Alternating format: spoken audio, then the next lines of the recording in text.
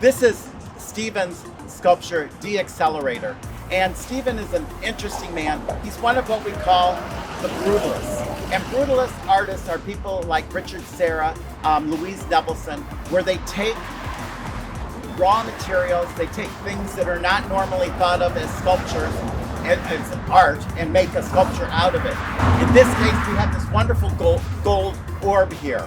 This actually, he salvaged from a marine refuge spot. That these were the buoys that they would put in the water to keep the boats from slamming up against the docks.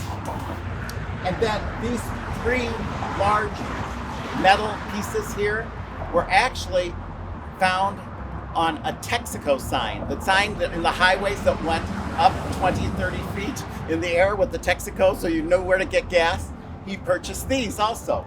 And so he put them all together to create this almost urban-like setting that's very generic as far as it's strong, it's sturdy, it's dark. And then he did this to give us the idea that if they possibly are skyscrapers, we have these wonderful long pieces of a tie rod that are going up. Now, artists are very particular. And when we installed this, I thought it looked fine, everybody thought it looked fine. When we got finished and we put everything away, he came back and he noticed that one of these spires here on this sculpture here was crooked. So we had to get a ladder out, and he went up and he was like pulling on it to get it so that it was perfectly straight. So only the artist would have noticed it, but it was important enough that we had to make sure. We were kind of teasing him because these are large pieces of industrial materials. And we said, where do you work? He lives in Decorah, Iowa. They live on a cul-de-sac.